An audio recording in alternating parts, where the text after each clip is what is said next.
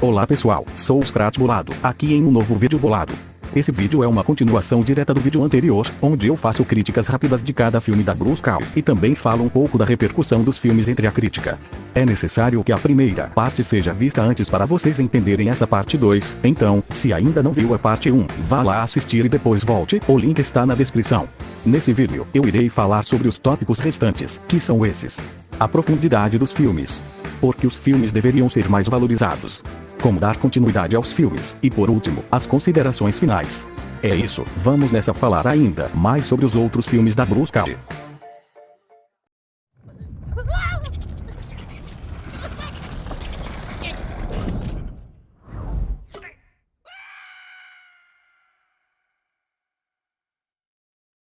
A profundidade dos filmes.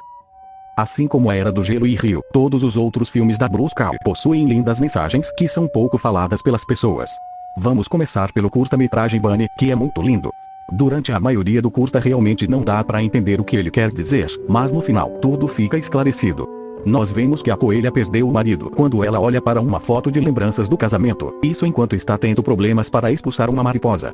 Com raiva, ela coloca a mariposa no forno junto com o bolo. E aí que a parte emocionante acontece. A coelha dorme, entre aspas, e acorda com o fogão, fazendo um grande barulho. Quando o fogão se abre, ela percebe que, na verdade, a sua hora já chegou, e aquilo é um portal para a vida após a morte. Então podemos supor que na verdade, a mariposa era um anjo que foi buscar a coelha, para ela finalmente se reencontrar com seu marido, o que é confirmado no final quando vemos que, na foto da coelha com seu marido, umas mariposas colocam as asas de uma forma que sugere que, agora os coelhos são anjos na vida após a morte. Eu juro que me emocionei revendo esse curta, essa mensagem é muito linda, sei que é muito complexa para uma criança entender, mas é isso que torna esse curta especial, quando você vê no DVD de A Era do Gelo, quando a criança acha o curta estranho e perturbador, mas quando cresce vê como esse curta é bonito. Outras coisas para ressaltar é o ambiente do curta, dá uma sensação bem assustadora por causa da escuridão, da fotografia, da trilha sonora, e é claro, principalmente por causa da animação, que é bem antiga. Outra coisa que causa desconforto é a coelha. Ela é muito idosa e precisa de uma ampulheta para andar, o que faz ela parecer muito vulnerável na presença da mariposa. E é muito triste ver a solidão dela após a morte do marido. Também é bonita a metáfora da mariposa, porque mariposas costumam procurar lugares com luz, e a coelha estava indo para a luz, reencontrar seu marido. Alguns dizem que a mariposa é o próprio marido que foi buscar a esposa, o que eu não sei se procede, mas ainda assim é bonito de qualquer forma. Com certeza mereceu ganhar o Oscar de melhor curta de animação, esse curta é muito bonito, e recomendo todos verem. E agora vamos para Robôs, que apesar de se destacar pela comédia, tem uma grande mensagem sobre sonhos. No filme, vemos como Rodney lataria desde cedo é bem humilde, sempre ficou usando peças de segunda mão porque sua família não tinha condições para algo melhor. Ele era um inventor, e o seu sonho sempre foi encontrar o grande soldador para mostrar suas ideias, e diferente de outros filmes, o seu pai sempre o apoiava muito. Quando cresceu, Rodney decidiu que iria para Robópolis, falar com o grande soldador sobre suas ideias. Tudo parecia que iria dar certo, mas, quando chegou lá, viu que o grande soldador não estava mais no comando, e quem estava, que era o Dom Aço, tinha um plano para que só robôs modernos e de classe alta vivessem por lá, e os robôs que eram pobres ou não tinham condições para peças novas, seriam descartados como lixo e tratados como sucata, como o próprio Rodney lataria, o que é uma clara crítica sobre a sociedade. Durante o filme, vemos o drama do Rodney não ter conseguido seu objetivo, e o seu medo de decepcionar o seu pai. Tudo fica pior quando o Rodney descobre a situação em que os robôs fora de linha como o pai dele estão, e aí sim resolve consertar vários robôs com problemas e procurar o grande soldador. Mas, como nem tudo são flores, ele vê a sua maior inspiração dizer para ele desistir, porque se o grande soldador já foi derrotado, o Rodney também iria ser. Rodney conversa com o pai, pedindo desculpa se decepcionou ele. Nesse momento vemos que o pai está com problemas em arrumar novas peças, e ainda assim o pai diz que ele nunca vai o decepcionar. Esse pai com certeza é incrível. Mas, no final, o grande soldador se junta com os fora de linha para enfim derrotar o Dom Aço, e finalmente tudo dá certo. Rodney vira o braço direito do soldador, tanto que será o seu sucessor. Até o pai dele realiza o seu sonho de ser músico, e esse lindo diálogo acontece. Pai, sei que se sentia mal quando eu estava crescendo e você não podia me dar muitas coisas. Mas você me deu a coisa mais importante. Você acreditou em mim. Desde o segundo em que nasceu. A mensagem desse filme é muito linda, além de ser uma grande inspiração para sonhadores, também é uma grande crítica para a nossa desigualdade social. Lembre-se, você pode brilhar, não importar do que seja feito. E agora vamos para Orton e o mundo dos Ken, que possui uma grande metáfora. Sei que a mensagem desse filme é inspirada no livro, mas eles fizeram isso de uma forma muito boa no filme e merecem o crédito por isso. Nós temos a mensagem de que, não importa se todos estão contra ou discordam de você, se você sabe que a coisa pela qual está lutando é verdadeira, vá lá e faça. Nós vemos como Orton está destemido a levar o grão onde existe o mundo dos Ken para um lugar seguro. Nós vemos que o prefeito está preocupado com seu filho Jojo, porque sabe que ele não está muito a fim de ser o seu sucessor como prefeito, e vemos isso ser abordado um pouco no filme. Acontece aquela cena muito tensa onde o Vlad joga a flor do Orton em um local com milhões de flores, e mesmo parecendo impossível encontrar aquela flor novamente, ele ficou várias horas procurando, e isso mostra como o Orton é um elefante muito leal. Quando ele pensa que foi derrotado, apenas deita e começa a chorar, o que é uma cena muito triste. Felizmente, Orton consegue encontrar a flor certa, e faz o prefeito convencer a população de que eles são apenas um grão. Mas, nem tudo são flores. A canguru fez um discurso para convencer a população da selva, que parece muito um discurso que um ditador faria, o que faz a população ficar contra Orton. O Orton é encurralado e pede para a cidade de Quilândia fazer o maior barulho que conseguirem, o que provoca uma cena muito intensa, com todos os Ken desesperados para evitar que o seu mundo seja destruído. Quando a canguru estava a segundos de cometer um genocídio, o Jojo gritou muito alto, tão alto que fez o filhote canguru ouvir e salvar o mundo deles. Todos comemoram, até quem estava contra Orton. Apesar da canguru quase ter cometido um genocídio, o Orton sentiu empatia pela tristeza dela, o que faz o filme acabar com uma bonita redenção da canguru. Essa história é muito bonita, mas não é só isso. Vamos agora falar sobre as metáforas. Nós temos essa frase dita por Orton: uma pessoa é uma pessoa, não importa o tamanho. Isso pode ser uma metáfora para muitas coisas, mas a que eu entendi é que o que essa frase quer dizer com tamanho é como a pessoa é vista. Resumindo, muitas pessoas acabam sofrendo preconceito na nossa sociedade, como os pobres, por exemplo, a um ponto em que essas pessoas sejam consideradas sem importância, ou seja, pequenas. Então essa seria a mensagem: não importa de onde a pessoa vem, o que ela é, do que ela gosta ou até o tamanho dela literalmente, sempre é bom fazer o que você acha certo para defendê-las. Também há outra grande metáfora, que é essa: só porque você não vê, não quer dizer que não exista. Essa frase é perfeita porque, ao mesmo tempo em que pode ser usada para validar a ciência, também pode ser usada em defesa da religião, além de outras coisas. É isso, essa história possui uma maravilhosa mensagem para as crianças e adultos. Que isso sirva de lição para um amigo ou um estranho. Uma pessoa é uma pessoa, não importa o tamanho. E chegamos em Reino Escondido, que é bem bonito. No filme vemos que o professor Bomba sempre foi fascinado pelos Homens-Folha, ele sempre acreditava que eles existiam, o que fazia ele virar alvo de piadas para os outros cientistas e acabou com a sua reputação. Isso chegou tão longe que a sua esposa se separou dele porque não aguentava mais isso, levando junto a filha deles. Vários anos depois, Maria Catarina teve que começar a viver com seu pai, como uma promessa para sua mãe, porque ela infelizmente faleceu. O Bomba continuava com a sua curiosidade pelos Homens-Folha, coisa que a Maria Catarina também não aguentava mais, então resolve ir embora, deixando um bilhete para o pai. Só que, ela seguiu o cachorro Rosie até a floresta, e foi aí que ela descobriu que os Homens-Folha realmente existem dessa forma. Há muito, muito tempo, os Homens-Folha vivem em uma guerra contra os Bogas, que pretendem destruir a floresta. Em uma das batalhas, Mandrake, o líder dos Bogas, perdeu seu filho, o Dagda, o que fez a sua raiva pelos Homens-Folha aumentar muito mais. O Ronin também perdeu um grande amigo em uma batalha, o que fez ele prometer que cuidaria do Nod, o filho de seu grande amigo. Só que, no mesmo instante em que Mandrake perdeu seu filho, a rainha Tara também morreu, o que foi presenciado pela Maria. E é aí que a missão do filme começa. Maria Catarina fica chocada ao ver que os tais homenzinhos da floresta realmente existem, e que o seu pai estava certo o tempo todo. Mas, o pai dela leu seu bilhete, e resolve que tudo que ele está fazendo é uma perda de tempo, e que só serve para afastar as pessoas. Felizmente, a sua esperança volta quando ele vê o local marcado pela Maria Catarina, que é o local correto dos Homens-Folha. A Maria Catarina pergunta para a rainha Tara por que ela está lá, que responde ser por um motivo que ela ainda não saiba, provavelmente é porque ela é filha de alguém que sabia que eles existem.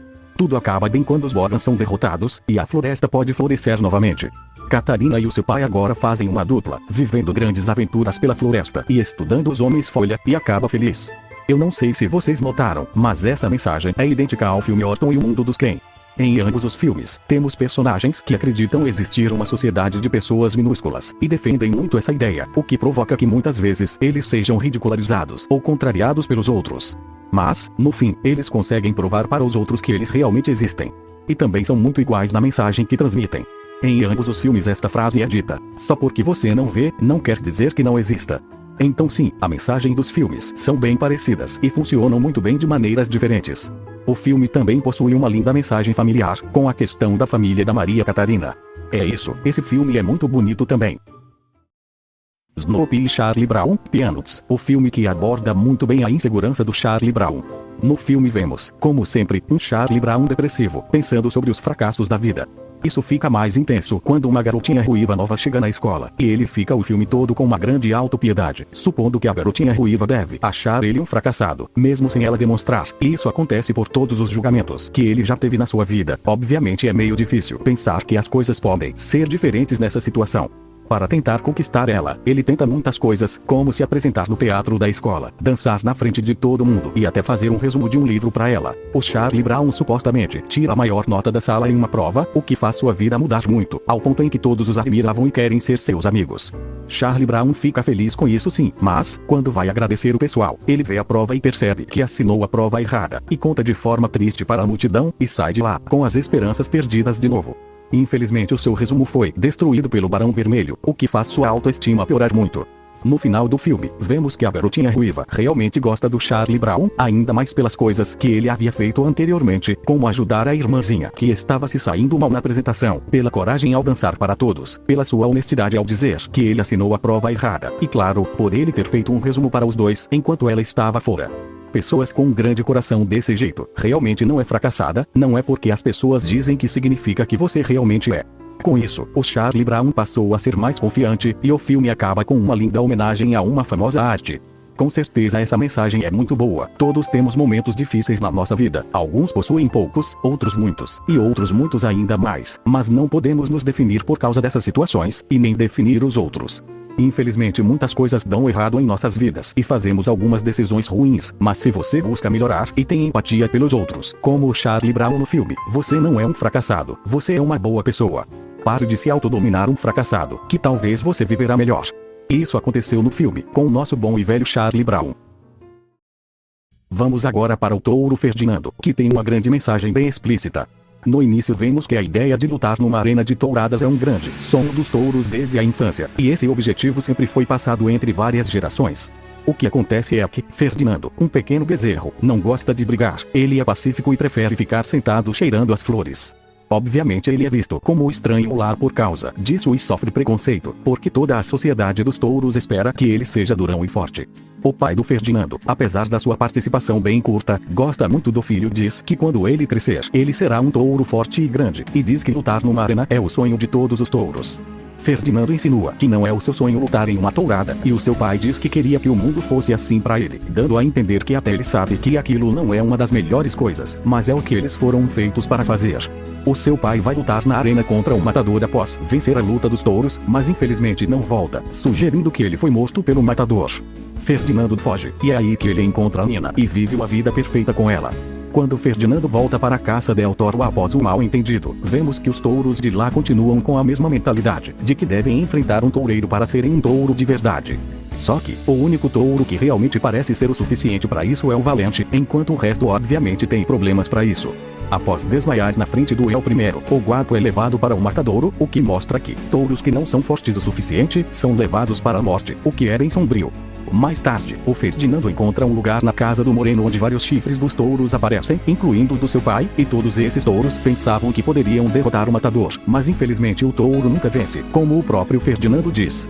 Ao revelar essa grande verdade para os outros touros, eles concordam que lutar numa arena é só outro abatedouro, exceto o Valente, que prefere ficar na negação e tenta brigar com Ferdinando.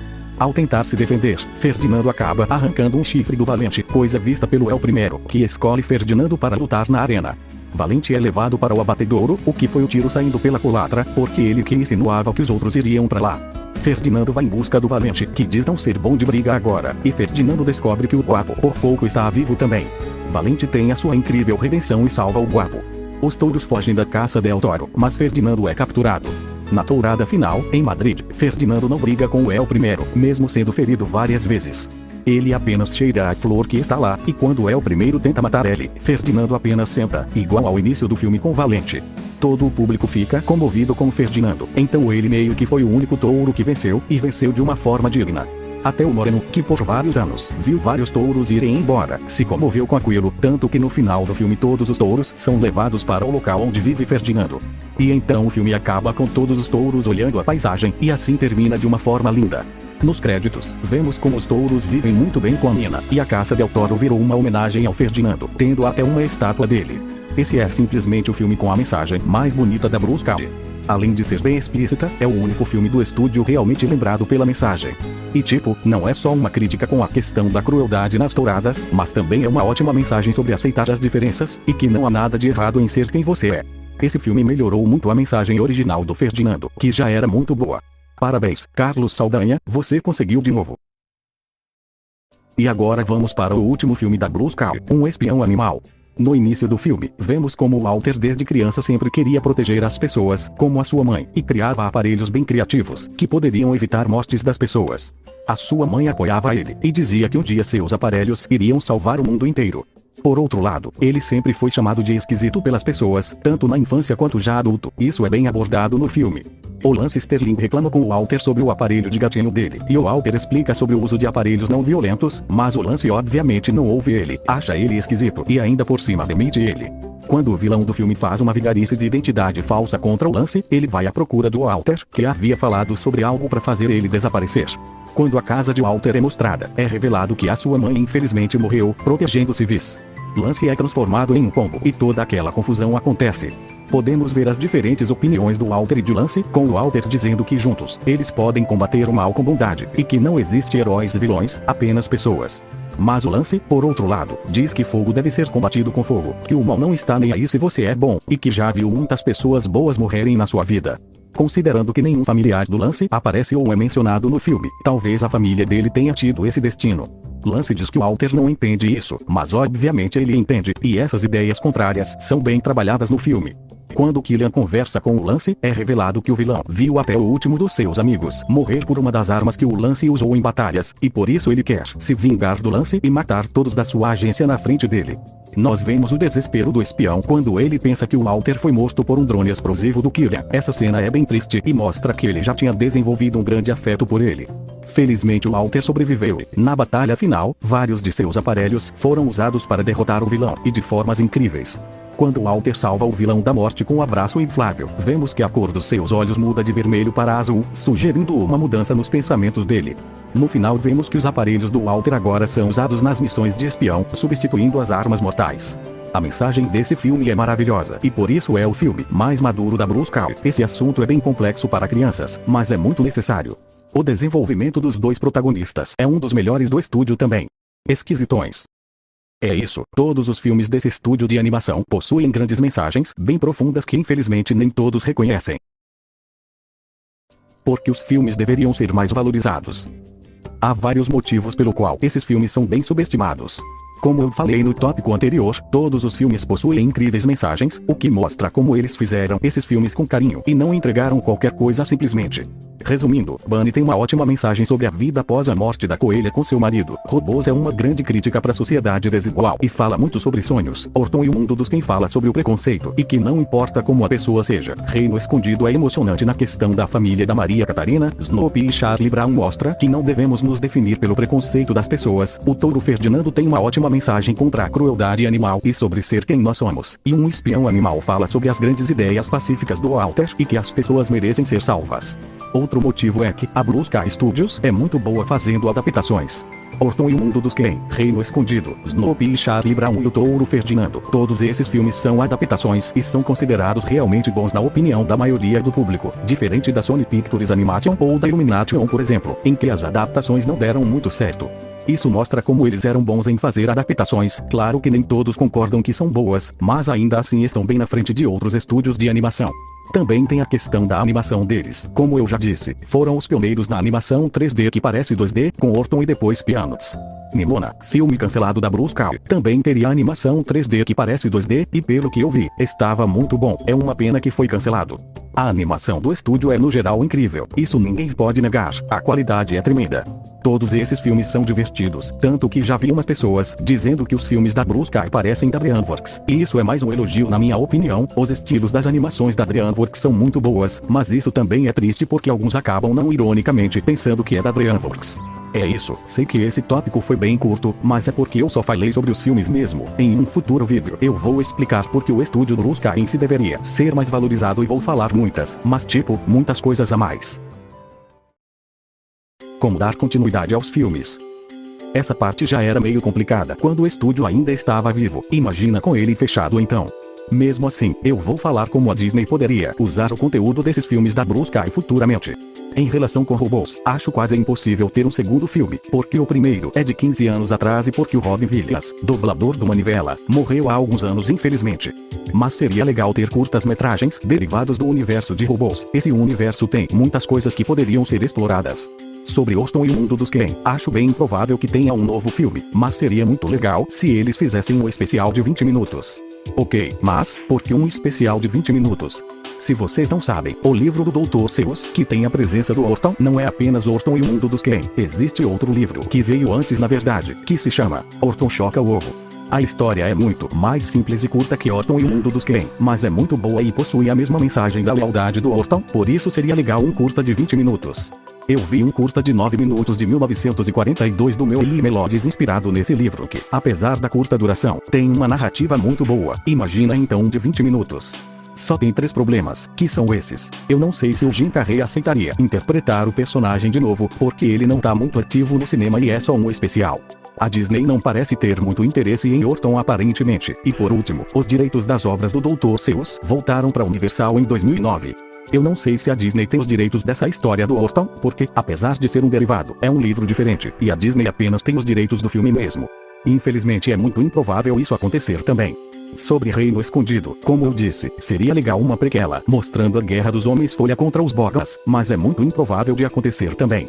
Sobre Snoopy e Charlie Brown, Peanuts, o filme é basicamente o mesmo caso de Orton, eles só possuem os direitos do filme. Mas caso eles tenham permissão para fazer derivados do filme, então obviamente seria legal fazer especiais, porque existem vários especiais de TV sobre os Snoopy e os Charlie Brown antigos, então poderiam fazer especiais de Halloween e de Natal para o Disney Plus, por exemplo. Como já disse, improvável. Sobre o Touro Ferdinando, lembro que uma conta no Twitter fez uma pegadinha de 1º de abril de que haveria uma série chamada Ferdinand Tales, e isso poderia ser uma boa continuação na minha opinião, alguns curtas com as aventuras de Ferdinando e seus amigos junto com a Nina, deu muita vontade disso vendo as fotos dos créditos. Improvável também. Por último, Um Espião Animal. Esse filme também tem um grande universo que não foi muito explorado. Se eu não me engano até estavam pensando em fazer uma franquia de filmes. Pensavam que chamar o Will Smith e o Tom Holland era garantia de sucesso, mas infelizmente não foi. Esse é o mais improvável de ter uma continuação por causa do fracasso em bilheteria, infelizmente. É isso, como podem ver, lamentavelmente é muito improvável que a Disney faça coisas com esses conteúdos. Obviamente eles vão fazer de A Era do Gelo e provavelmente com Rio, porque são franquias de sucesso, mas com esses filmes não devem, e isso é muito triste. Por favor, Disney, esse é o mínimo que você poderia fazer. Considerações finais. Resumidamente, os outros filmes da Blue Sky também são muito bons, possuem uma animação incrível, mensagens emocionantes, boas histórias, e principalmente, são muito divertidos. Mas infelizmente costumam ser esquecidos no rolê, não são reconhecidos o suficiente e são muito subestimados. Ainda assim, eu amo muito os filmes desse estúdio, e ele será para sempre o meu estúdio de animação favorito, mesmo com a sua extinção. Definitivamente deveriam ser mais valorizados. Esses filmes não são fora de linha, pequenos, fracassados, frouxos ou esquisitos, esses filmes são adoráveis e eu irei guardar com carinho por toda a minha vida. É isso, e respondendo à pergunta do título, os outros filmes da Blue Sky não são só bons, são muito bons. Viva a Blue Sky! Bom pessoal, esse foi o vídeo. Sei que demorou um pouco para sair, mas é porque estava fazendo outras coisas além do vídeo. Esse não será o último vídeo sobre a Blue Sky, ainda pretendo fazer um iceberg da Blue Sky e um vídeo com os motivos de por que esse estúdio é o meu favorito, e acredite, tenho vários motivos. Se gostaram deixem o like, se inscrevam no canal e ativem o sininho para não perder nenhum vídeo. Também não se esqueçam de conferir a minha aba comunidade, onde estou postando muitas coisas legais. É isso, agora vou descansar. Acorda Scratch bolado, acorda.